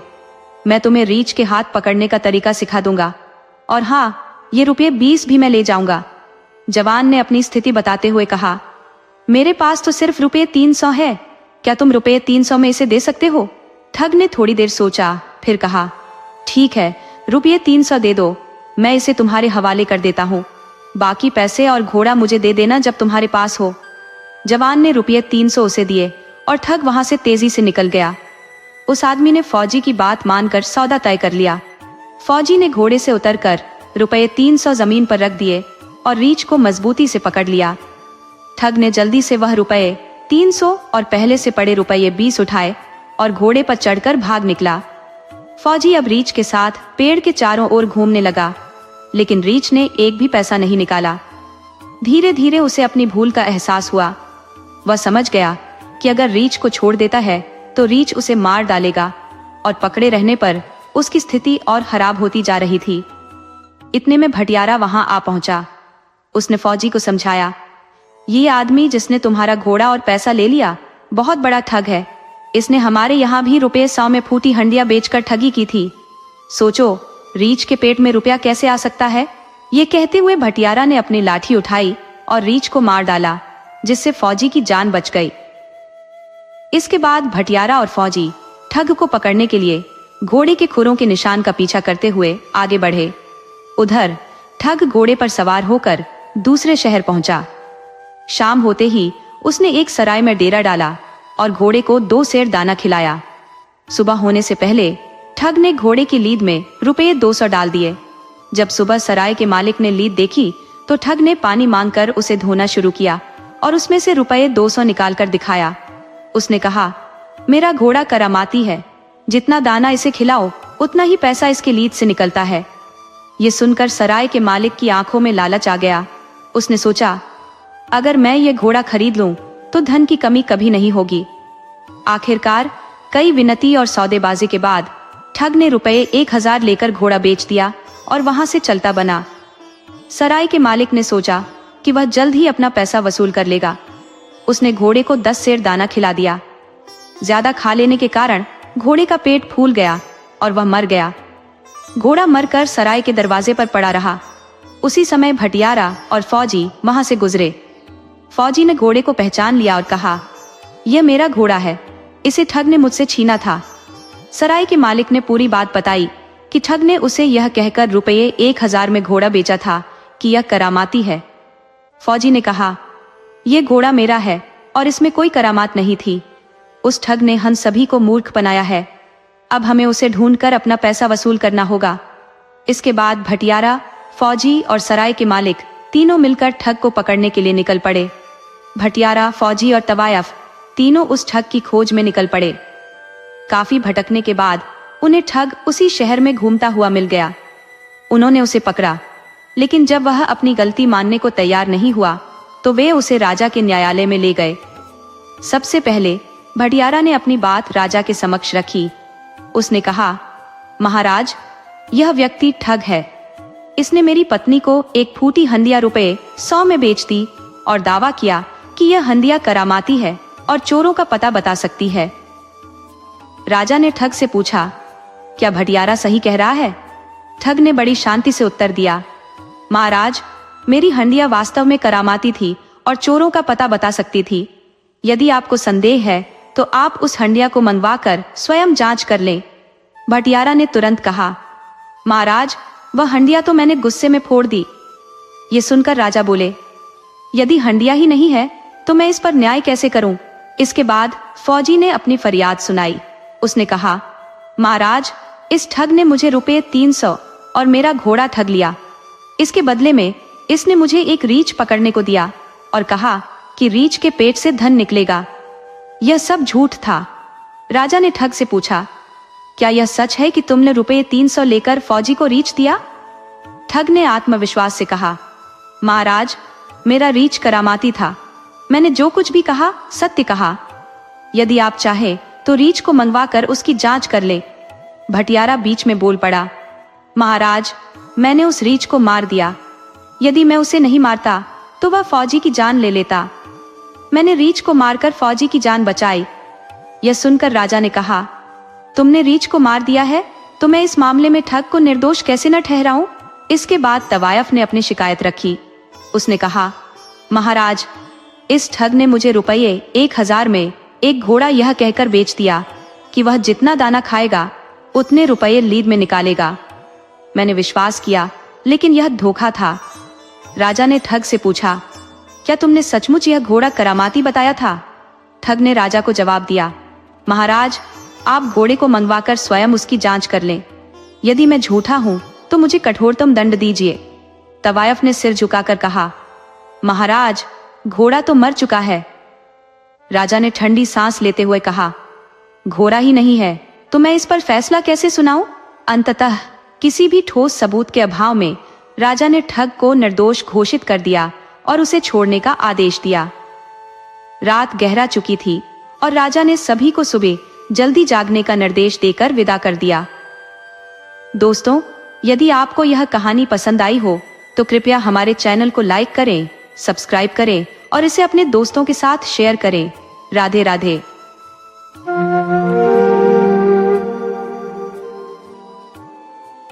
बहुत समय पहले की बात है। एक अत्यंत संपन्न व्यापारी था। वह विभिन्न वस्तुओं का व्यापार करता था और उसके धन धान्य की कोई कमी नहीं थी। व्यापारी की जगह जगह बड़ी बड़ी कोठियां थी और अनेक नौकर चाकर उसकी सेवा में लगे रहते थे। वह व्यापार के सिलसिले में अक्सर देश विदेश की यात्राएं करता रहता था। एक बार उसे किसी विशेष कार्य हेतु दूसरे स्थान पर जाना पड़ा। वह अकेला घोड़े पर सवार होकर यात्रा पर निकला। गंतव्य तक पहुंचने पर उसने देखा कि वहां भोजन व पानी की व्यवस्था नहीं थी, इसलिए उसने अपने झोले में कुलचे और खजूर भर लिए। कार्य समाप्त करने के पश्चात जब वह वापस लौट रहा था, चौथे दिन सुबह उसने मार्ग में एक घने जंगल के पास एक स्वच्छ तालाब देखा। तालाब देखकर उसे विश्राम करने की इच्छा हुई। वह घोड़े से उतरा और तालाब के किनारे बैठकर अपने झोले से कुलचे और खजूर निकालकर खाने लगा। भोजन के बाद उसने खजूर की गुठलियां इधर उधर फेंक दी और जगह साफ कर आराम करने लगा। अचानक वहां एक भयावह आकृति दिखाई दी। वह एक विशालकाय योद्धा था जिसने हाथ में एक बड़ी तलवार थामी हुई थी। उसकी आंखों में क्रोध और चेहरे पर प्रचंडता थी। पास आते ही उसने गर्जना करते हुए कहा, ओ व्यापारी, इधर आ, मैं तुझे मार डालूंगा। व्यापारी उसकी भयानक काया और क्रोध भरी आवाज सुनकर थर थर कांपने लगा। वह भयभीत होकर बोला, हे स्वामी, मैंने ऐसा कौन सा अपराध किया है जिसके लिए आप मेरी हत्या करना चाहते हैं? उस योद्धा ने क्रोधपूर्वक उत्तर दिया, तूने मेरे पुत्र की हत्या की है। अब तुझे इसके प्रायश्चित के रूप में अपने प्राण देने होंगे। व्यापारी ने दया की याचना करते हुए कहा, स्वामी, मैंने तो आपके पुत्र को देखा तक नहीं, मैं उसकी हत्या कैसे कर सकता हूँ? तब वह योद्धा बोला, क्या तू इस मार्ग से नहीं गुजरा? क्या तूने अपनी झोली से खजूर नहीं खाए और उनकी गुठलियां जमीन पर नहीं फेंकी? व्यापारी ने सहमते हुए कहा, हाँ, यह तो सत्य है, लेकिन इसमें आपके पुत्र की मृत्यु का क्या संबंध है? योद्धा ने गुस्से से कहा, जब तूने गुठलियां फेंकी तो उनमें से एक गुठली इतनी जोर से मेरे पुत्र की आंख में जाकर लगी कि वह बेचारा उसी क्षण दम तोड़ गया। अब मैं तुझे छोड़ूंगा नहीं। व्यापारी ने कहा, हे स्वामी, मैंने आपके पुत्र को जानबूझकर कोई हानि नहीं पहुंचाई। मेरी जो भूल हुई है उसके लिए मैं आपके चरणों में गिरकर क्षमा याचना करता हूँ। दैत्य ने तीव्रता से उत्तर दिया, मैं दया करना नहीं जानता और क्षमा मेरे स्वभाव में नहीं है। क्या तुम मुझे क्षमा करना सिखाने का प्रयास कर रहे हो? मेरे लिए इतना ही पर्याप्त है कि मृत्यु का प्रतिकार मृत्यु से हो। मैं तुम्हें जीवित नहीं छोड़ सकता। ये कहते हुए दैत्य ने व्यापारी को पकड़कर भूमि पर गिरा दिया और उसे मारने के लिए अपनी तलवार उठाई। व्यापारी ने अपने परिवार, पत्नी, पुत्रों और पुत्रियों की याद कर विलाप करना शुरू कर दिया। उसने ईश्वर का स्मरण करते हुए प्राणों की भीख मांगनी चाहिए। दैत्य ने सोचा, जब यह विलाप करते करते थक जाएगा तब इसे मार दूंगा। देखता हूं ये कब तक गिड़गिड़ाता रहेगा। लेकिन व्यापारी ने रोना धोना बंद नहीं किया। दैत्य ने झुंझलाकर कहा, तू व्यर्थ ही अपने और मेरे समय को बर्बाद कर रहा है। चाहे तेरी आंखों से आंसू की जगह रक्त भी बहे, फिर भी मैं तुझे नहीं छोड़ूंगा। व्यापारी ने उत्तर दिया, हे स्वामी, ये कितनी दुखद बात है कि मेरी याचना आपके हृदय को पिघला नहीं पा रही। आप एक निर्दोष प्राणी को मारने का संकल्प लिए हुए हैं। मेरे प्रार्थना और गिड़गिड़ाने का आप पर कोई प्रभाव नहीं पड़ता। अब तो मुझे विश्वास ही नहीं होता कि आप मुझे जीवित छोड़ देंगे। दैत्य ने कठोरता से कहा, नहीं, मैं तुम्हें अवश्य मारूंगा। यह तुम्हारा भ्रम है कि मैं पिघल जाऊंगा। जब व्यापारी ने देखा कि दैत्य उसे किसी भी स्थिति में जीवित नहीं छोड़ेगा, तो उसने कहा, हे स्वामी, यदि आपने मुझे मारने का निश्चय कर ही लिया है और मुझे कोई क्षमा देने के लिए तैयार नहीं है, तो कृपया मुझे एक अवसर दे। मैं घर जाकर अपनी पत्नी और पुत्रों से विदा लेना चाहता हूँ। अपनी संपत्ति अपने उत्तराधिकारियों में बांटना चाहता हूँ ताकि मेरे पीछे कोई विवाद ना हो। मैं ये वचन देता हूँ कि यह सब करने के बाद मैं इसी स्थान पर वापस आ जाऊंगा। तब आप जो उचित समझे करें। दैत्य ने व्यंग्य करते हुए कहा, यदि मैंने तुम्हें जाने दिया और तुम वापस न आए तो फिर क्या होगा? व्यापारी ने दृढ़ता से कहा, मैं जो कहता हूँ उससे कभी विचलित नहीं होता। यदि आपको विश्वास न हो तो मैं उस परमपिता की सौगंध खाता हूँ जिसने इस समस्त सृष्टि को रचा है, मैं अवश्य लौट कर आऊंगा। दैत्य ने पूछा, तुम्हें यह सब करने के लिए कितना समय चाहिए? व्यापारी ने निवेदन किया, मुझे केवल 1 वर्ष की मोहलत प्रदान करें ताकि मैं अपनी समस्त संपत्ति का उचित प्रबंधन कर सकूं और फिर आपकी सेवा में स्वयं को प्रस्तुत कर सकूं। मेरा अंत समय चिंता मुक्त हो सके। मैं यह प्रतिज्ञा करता हूं कि 1 वर्ष पश्चात मैं इसी स्थान पर लौट आऊंगा। दैत्य ने कहा, ठीक है, मैं तुम्हें 1 वर्ष के लिए जाने दूंगा, परंतु यह वचन ईश्वर को साक्षी मानकर दो।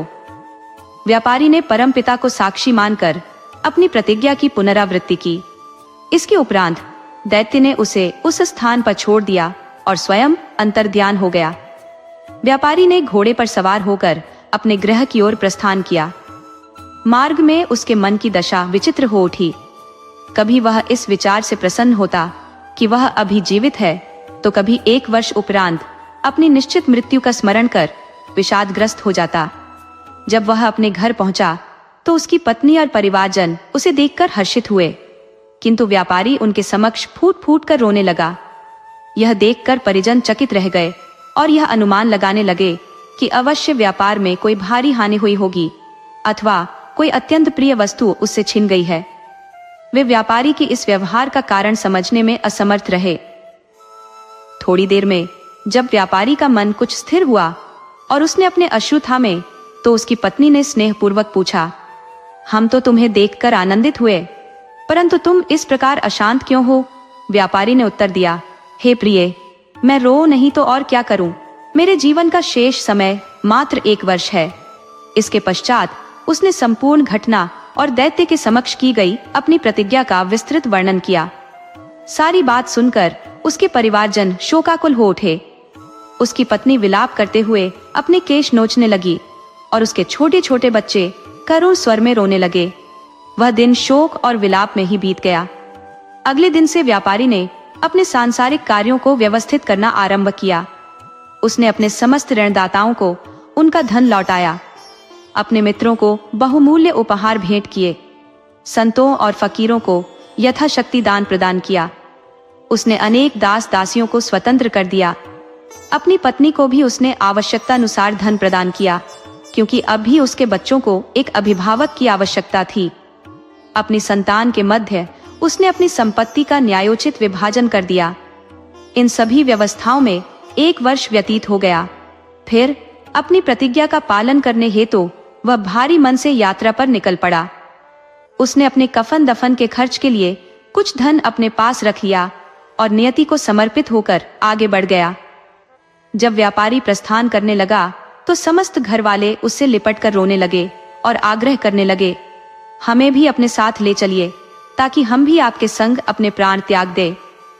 व्यापारी ने स्वयं को संभाला और सबको धैर्य बंधाते हुए कहा, यह सब भगवान की इच्छा है और मैं उसे स्वीकार कर रहा हूँ। तुम लोग भी धैर्य रखो और यह समझ लो कि एक दिन मृत्यु सबको आनी है, इससे कोई नहीं बच सकता। इसलिए शांति से अपने कार्यों में लगे रहो।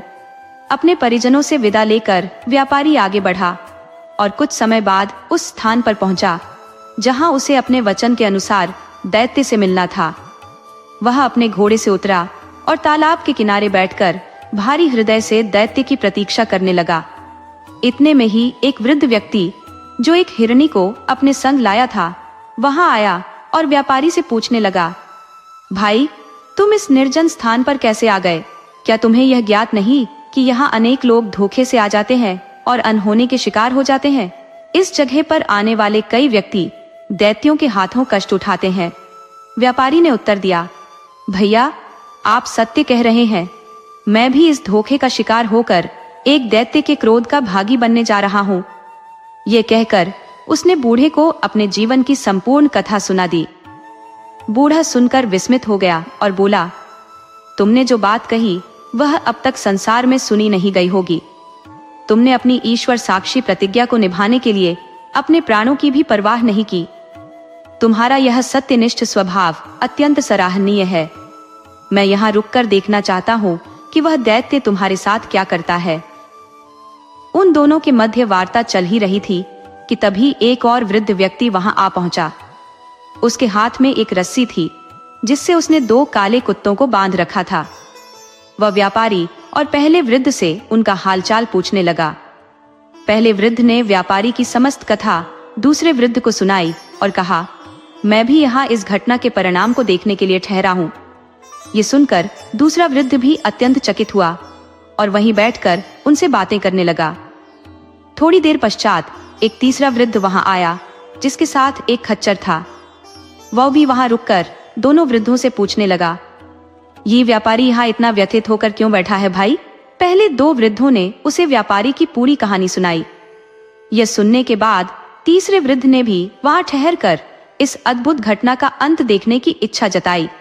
इस प्रकार तीनों वृद्ध और व्यापारी वहां एकत्र होकर दैत्य की प्रतीक्षा करने लगे। अभी तीसरा वृद्ध गहरी सांसें लेकर सहज भी नहीं हुआ था कि उन चारों ने जंगल की दिशा में एक विशाल धुएं का गुब्बार उठते देखा। वह धुएं का बादल उनकी ओर बढ़ते हुए अचानक विलीन हो गया। इस अप्रत्याशित दृश्य से वे सभी चकित हो गए और अपनी आंखें मलने लगे।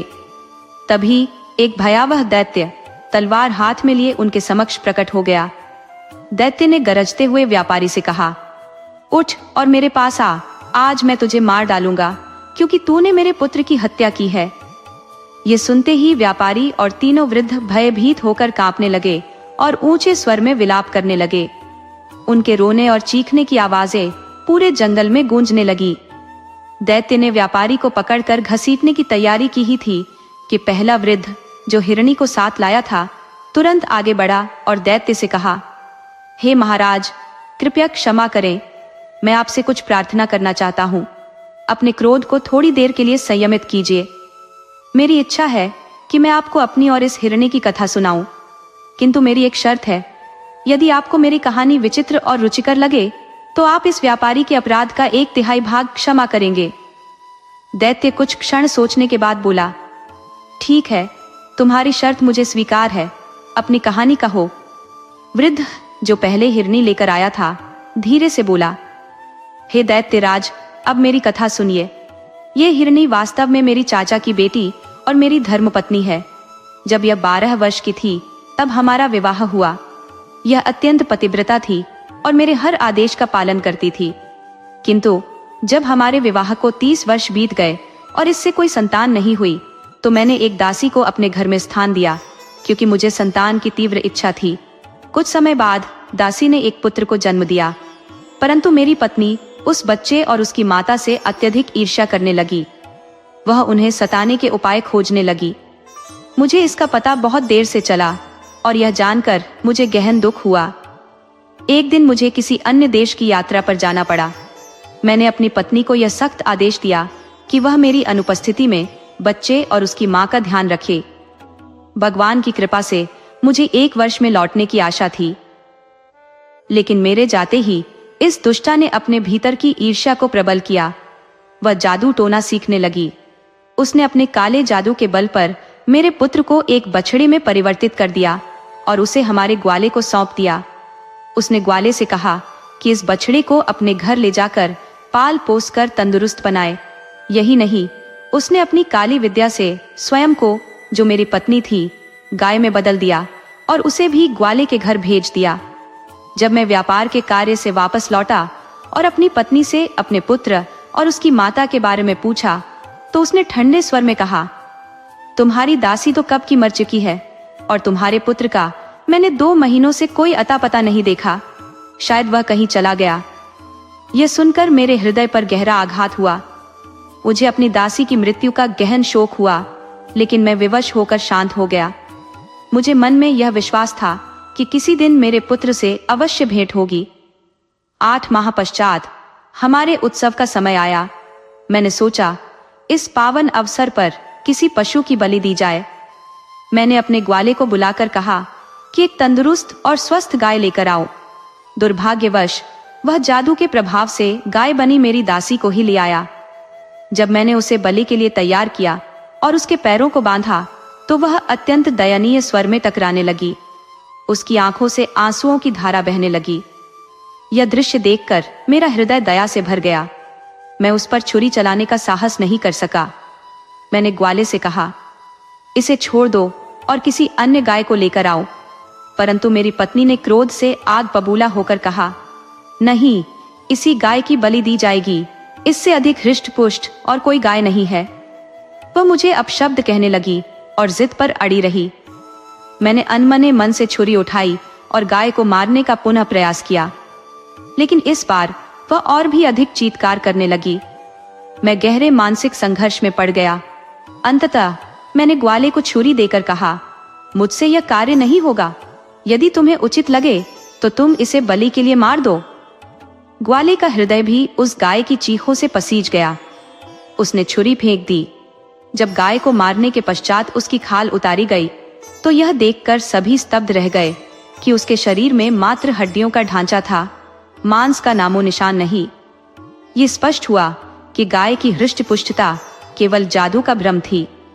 मैं ग्वाले पर क्रोधित हुआ और उससे पूछा, तुमने इस गाय की यह दशा क्यों की? अंततः मैंने वह गाय उसे सौंप दी और कहा, इसे अपने ही काम में ले जाओ। यदि इसका कोई बछड़ा हो तो ले आओ, लेकिन वह स्वस्थ और तंदुरुस्त होना चाहिए। कुछ समय बाद ग्वाला एक सुडौल और सुंदर बछड़े को लेकर आया। वह बछड़ा इतना प्यारा था कि उसे देखते ही मेरा हृदय प्रेम से भर गया। मुझे यह ज्ञात नहीं था कि वह मेरा ही पुत्र था। जब उसने मुझे देखा तो वह अपनी रस्सी छुड़ाकर मेरे चरणों में गिर पड़ा। इस दृश्य ने मेरे भीतर उमड़ते प्रेम को और प्रबल कर दिया। मैं बछड़े को देखते हुए गहन विचारों में खो गया। उसकी मासूमियत और आकर्षण ने मेरे मन को विचलित कर दिया। मैं सोचने लगा, ऐसे प्यारे जीव को कैसे मार सकता हूँ? मेरे मनोभावों ने मुझे पूरी तरह भाव विह्वल कर दिया।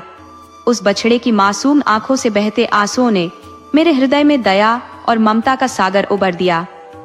मैंने ग्वाले से कहा, इस बछड़े को वापस ले जाओ और इसके स्थान पर कोई और बछड़ा लाओ।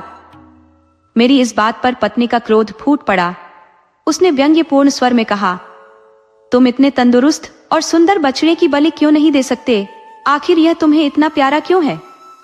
मैंने शांत स्वर में कहा, यह बछड़ा मेरे हृदय के बहुत करीब है। मैं इसे मारने की कल्पना भी नहीं कर सकता। कृपया इस विषय में मुझ पर दबाव मत डालो।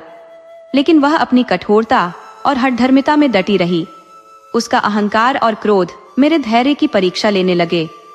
कुछ समय बाद ग्वाला दूसरा बछड़ा लेकर आया। मेरी पत्नी फिर भी अपने दुराग्रह पर अड़ी रही और बोली, तुम इस बछड़े को इतना चाहते क्यों हो? इस नए बछड़े का क्या करोगे? उसकी यह तकरार सुनकर मैं बेहद व्यथित हो गया। क्षण भर के लिए मैंने आवेश में आकर छुरी उठाई और अपने ही पुत्र का गला काटने की ओर बढ़ा। लेकिन जैसे ही उस बछड़े ने अपनी मासूम आंखों से मेरी ओर देखा और आंसुओं की धारा बहाई, मेरा हृदय विगलित हो गया। मेरे हाथों से छुरी छूटकर गिर पड़ी। मैंने अपनी पत्नी से कहा, मेरे पास एक और बछड़ा है, मैं उसकी बलि दे दूंगा। किंतु वह स्त्री अपने क्रोध में वही बछड़ा मारने पर अडिग रही। आप यह सुनकर हर्षित होंगे कि मेरे ग्वाले ने मेरे पास आकर कहा, मालिक, मेरी बेटी जादू टोने की विद्या में निपुण है। अगले दिन जब मैं बछड़े को वापस ले गया तो उसकी बेटी ने उस बछड़े को देखकर पहले हंसी और फिर उसकी आंखों में आंसू उमड़ आए। ये देखकर मैंने उससे पूछा, इस अजीब व्यवहार का कारण क्या है? उसने उत्तर दिया, पिताजी, जिस बछड़े को आप जिंदा लेकर आए हैं वह हमारे स्वामी का पुत्र है।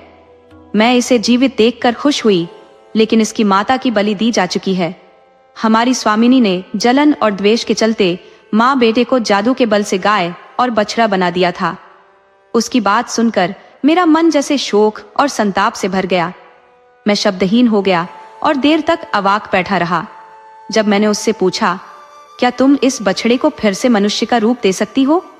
तो उसने आत्मविश्वास के साथ कहा, हाँ, मैं ऐसा कर सकती हूँ। मैंने उससे कहा, यदि तुम इसे फिर से मनुष्य का रूप दे दोगी तो मैं तुम्हें अपनी सारी संपत्ति दान कर दूंगा। लड़की ने मुस्कुराते हुए कहा, आप हमारे स्वामी हैं और हम आपके सेवक। आपकी आज्ञा का पालन करना हमारा धर्म है। लेकिन बछड़े को पुनः मनुष्य रूप में लाने के लिए मेरी 2 शर्तें हैं।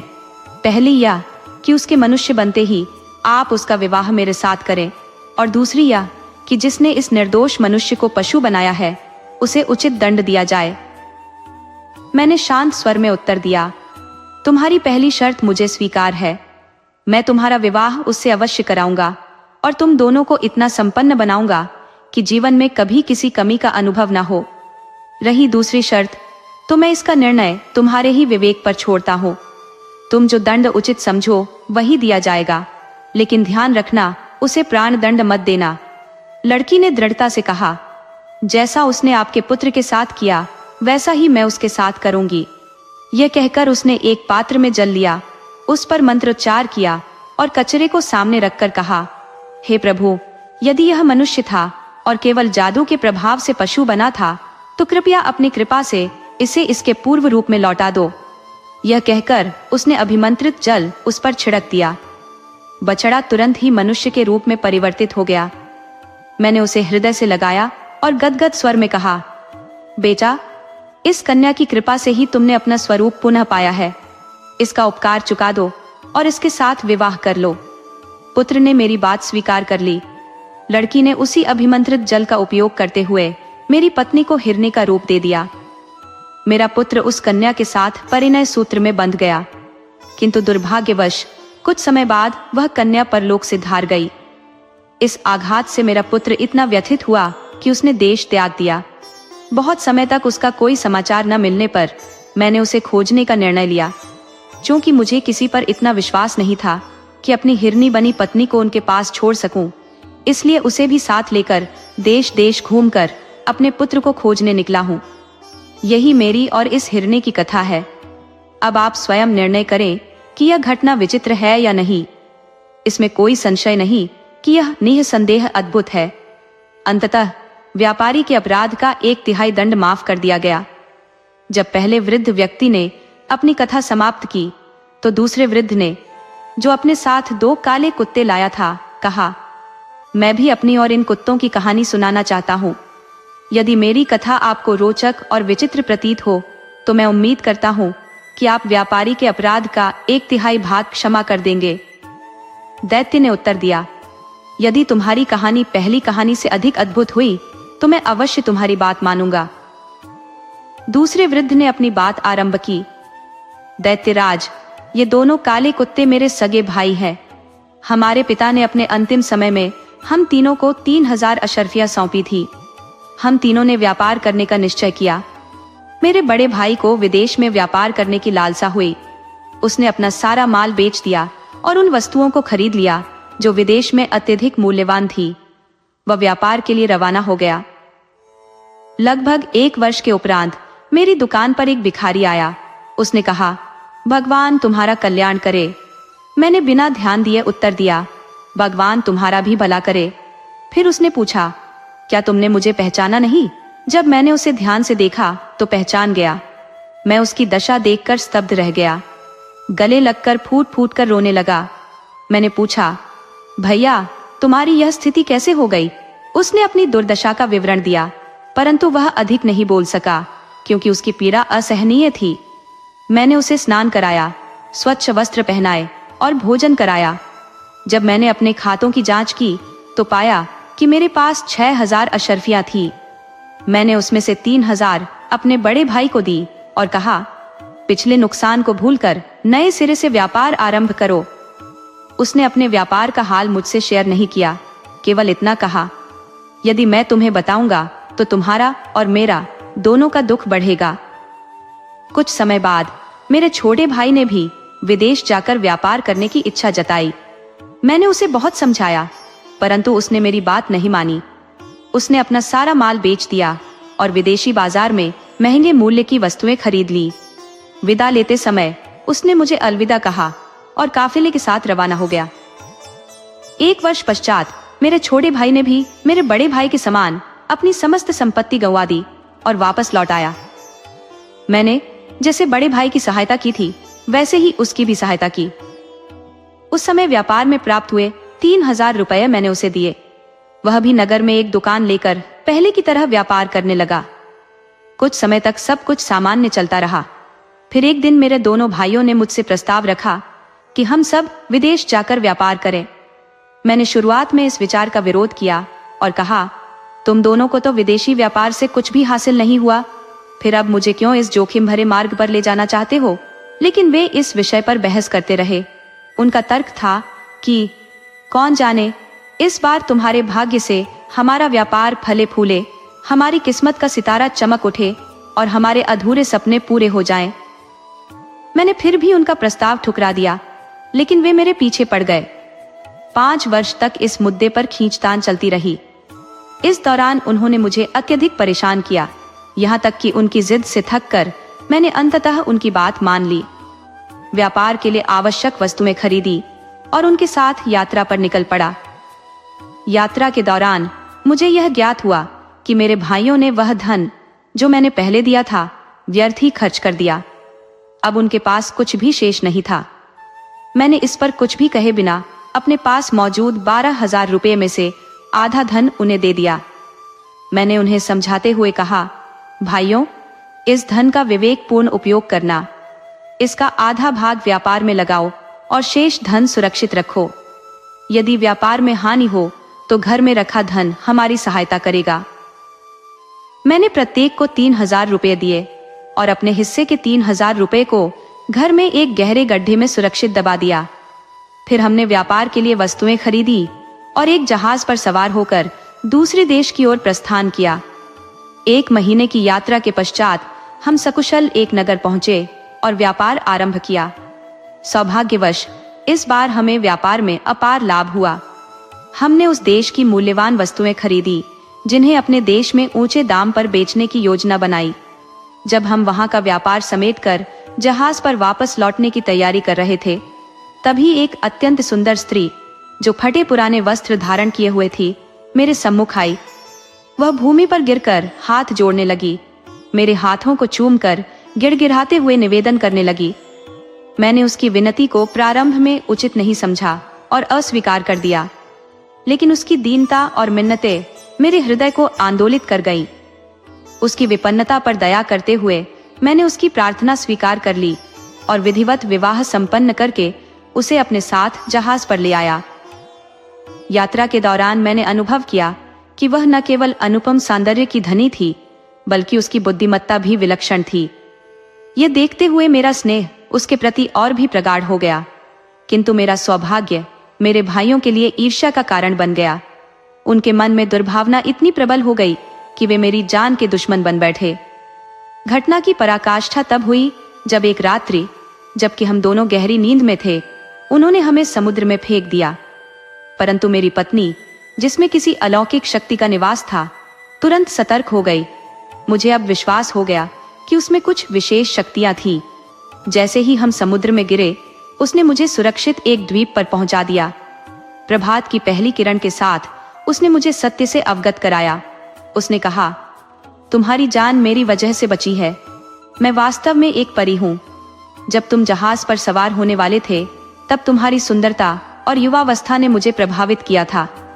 मैं तुम्हारे साथ विवाह करना चाहती थी और तुम्हारी सरलता की परीक्षा लेना चाहती थी।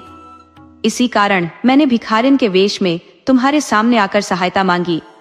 तुमने मेरी इच्छा पूरी की और मुझ पर उपकार किया। उसने आगे कहा, अब मैं तुम्हारे भाइयों के इस कृत्य पर अत्यंत क्रोधित हूँ। उन्होंने तुम्हें मारने की चेष्टा की और मैं उन्हें जीवित नहीं छोड़ूंगी। उसकी बातों ने मुझे चकित कर दिया। मैंने अत्यंत विनम्रता से कहा, वे चाहे जैसे भी हों, लेकिन मेरे भाई हैं। मैं नहीं चाहता कि उन्हें मृत्यु दंड मिले। जितना अधिक मैं अपने भाइयों के लिए क्षमा याचना करता, उतना ही उसका क्रोध भड़कता जाता। उसने दृढ़ता से कहा, मैं उन्हें और उनके जहाज को सागर में डुबो दूंगी। मैंने उसे शांत करने का प्रयास किया और भगवान का नाम लेकर उससे प्रार्थना की कि वह इस क्रोध को त्याग दे। मैंने कहा, सज्जन व्यक्ति का कर्तव्य है कि वह बुराई के बदले भलाई करे। यदि तुम्हें दंड देना ही है तो ऐसा दंड दो जो मृत्यु से कम हो। मैं तुमसे निवेदन करता हूं कि अपने क्रोध को ठंडा करो। इस प्रकार मैं उसे शांत करने और समझाने का निरंतर प्रयास करता रहा। उसने मुझे एक पल में उठाकर मेरे घर की छत पर पहुंचा दिया और स्वयं अदृश्य हो गई। छत से उतरकर जब मैं घर के भीतर गया तो मैंने अपने गुप्त स्थान में दबाए गए रुपए, जो कि 3,000 थे, निकाल लिए। ये वह धन था जिसे मैंने सुरक्षित रख छोड़ा था। फिर मैं उन रुपयों से दुकान में जाकर अपने व्यापार को पुनः आरंभ करने लगा। जब मैं दुकान से लौटकर घर पहुंचा तो देखा कि अंदर 2 भयानक कुत्ते मौजूद थे। वे मुझे देखकर अपनी पूंछ हिलाने लगे और मेरे पास आकर मेरे पैरों पर अपना सिर रख दिया। इस दृश्य ने मुझे विस्मित कर दिया। उसी समय वह परी फिर प्रकट हुई और उसने कहा, इन कुत्तों से भयभीत मत हो, ये दोनों तुम्हारे ही भाई हैं। यह सुनकर मेरा शरीर सिहर उठा। गहरे दुख और विस्मय से मैंने परी से पूछा, ये कुत्ते कैसे बने? उसने उत्तर दिया, मेरी एक बहन ने मेरे कहने पर तुम्हारे भाइयों को दंड दिया। उन्होंने तुम्हारे साथ जो अन्याय किया था उसके लिए उन्हें 10 वर्षों तक कुत्ता बने रहने का श्राप दिया गया। यह सुनकर मेरा हृदय जैसे किसी पत्थर से दब गया। परी ने आगे बताया कि जब 10 वर्ष पूरे हो गए तो वह उन्हें उनके वास्तविक रूप में वापस लाने के लिए मेरे पास लाई। इतना कहकर वह पुनः अंतर्ध्यान हो गई। मैंने उन दोनों भाइयों को अपने साथ लिया और यहाँ आकर रुका। अब मेरी यह दारुण कथा समाप्त होती है। ये सब सुनने के बाद बूढ़े व्यापारी ने कहा, तेरी कहानी निसंदेह चमत्कारी है। मैं तेरे कथन से प्रभावित हुआ और तेरी आप बीती सुनने के बाद व्यापारी के अपराध का 2/3 भाग भी क्षमा करता हूँ। इसके बाद तीसरे वृद्ध ने कहा, अब मैं अपनी कहानी कहता हूँ। यदि आप इसे भी चमत्कारी और अद्भुत पाएं तो व्यापारी का शेष अपराध भी क्षमा कर दे। तीसरे वृद्ध ने अपनी कथा आरंभ करते हुए कहा, यह जो खच्चर है वह मेरी पत्नी है। मैं एक व्यापारी था। एक बार व्यापार के सिलसिले में प्रदेश गया। जब 1 वर्ष बाद लौट कर आया तो मैंने देखा कि मेरी पत्नी एक गुलाम के साथ हास परिहास कर रही थी। इस दृश्य ने मेरे हृदय को आक्रोश और पीड़ा से भर दिया। मैंने उन दोनों को दंड देने का निश्चय किया, किंतु मेरी पत्नी ने चालाकी दिखाई। उसने एक पात्र में जल लाकर उस पर मंत्र फूंका और मुझ पर छिड़क दिया। मैं देखते ही देखते कुत्ता बन गया। इसके बाद उसने मुझे घर से निकाल दिया और अपने भोग विलास में लिप्त हो गई। भूख से व्याकुल होकर मैं एक कसाई की दुकान पर पहुंच गया और वहां फेंकी हुई हड्डियां खाकर अपने जीवन की रक्षा करने लगा। कुछ समय तक मेरा यही हाल रहा। इतना कहकर तीसरा वृद्ध रुका और व्यापारी की ओर देखने लगा। फिर एक दिन मैं कसाई के साथ उसके घर पहुंचा। जैसे ही कसाई की पुत्री ने मुझे देखा, वह तुरंत भीतर चली गई और काफी देर तक बाहर नहीं आई। कसाई ने आश्चर्य से पूछा, बेटी, तुम अंदर क्या कर रही हो? बाहर क्यों नहीं आती? लड़की ने भीतर से उत्तर दिया, पिताजी, मैं एक अपरिचित पुरुष के समक्ष कैसे आऊं? कसाई ने चारों ओर देखा और बोला, यहाँ तो कोई अपरिचित पुरुष नहीं है। तुम किसकी बात कर रही हो? लड़की ने उत्तर दिया, ये कुत्ता जो आपके साथ घर आया है कोई साधारण कुत्ता नहीं है। क्या आपको इसकी कहानी नहीं पता? ये वास्तव में एक पुरुष है जिसे इसकी पत्नी ने अपनी मंत्र शक्ति से कुत्ता बना दिया है। कसाई ने यह सुनकर कहा, अगर यह सच है तो भगवान के लिए इसे मनुष्य का स्वरूप लौटा दो, ताकि यह अपने कर्मों से दोनों लोगों का धर्म अर्जित कर सके। लड़की एक पात्र में जल लेकर बाहर आई। उसने उस जल को अभिमंत्रित किया और कुत्ते पर छिड़कते हुए कहा, अपने असली रूप में लौट आओ। इतना कहते ही मैं पुनः मनुष्य बन गया। लड़की तुरंत पर्दे के पीछे चली गई। मैं उसकी कृपा से अभिभूत होकर बोला, भाग्यवान स्त्री, तूने जो उपकार किया है वह अविस्मरणीय है। तेरी कृपा से मुझे लोक परलोक का सुख प्राप्त होगा। अब मैं चाहता हूँ कि मेरी पत्नी को भी उसके कर्मों का दंड मिले। लड़की ने अपने पिता को भीतर बुलाकर थोड़े से अभिमंत्रित जल का पात्र उन्हें दिया और कहा, इस जल को अपनी पत्नी पर छिड़क देना और फिर जो स्वरूप उसे देना चाहो वह पशु का नाम लेकर कह देना। वह उस पशु का रूप धारण कर लेगी। मैं वह जल लेकर अपने घर आया। उस समय मेरी पत्नी गहरी नींद में थी। मुझे उचित अवसर मिल गया। मैंने जल के छींटे उस पर मारे और कहा, तू स्त्री का शरीर त्याग कर खच्चर बन जा। तब से वह खच्चर के रूप में मेरे साथ है। जब तीसरे वृद्ध ने अपनी कहानी समाप्त की तो सबने खच्चर की ओर देखा। उससे पूछा गया, क्या यह सत्य है? खच्चर ने सिर हिलाकर स्वीकृति दी। इसके बाद व्यापारी का शेष अपराध भी क्षमा कर दिया गया और उसे बंधन मुक्त किया गया। उसने कहा, आज तुम्हारी जान इन्हीं वृद्धों के कारण बची है। यदि ये लोग तुम्हारी सहायता न करते तो तुम्हारा अंत निश्चित था।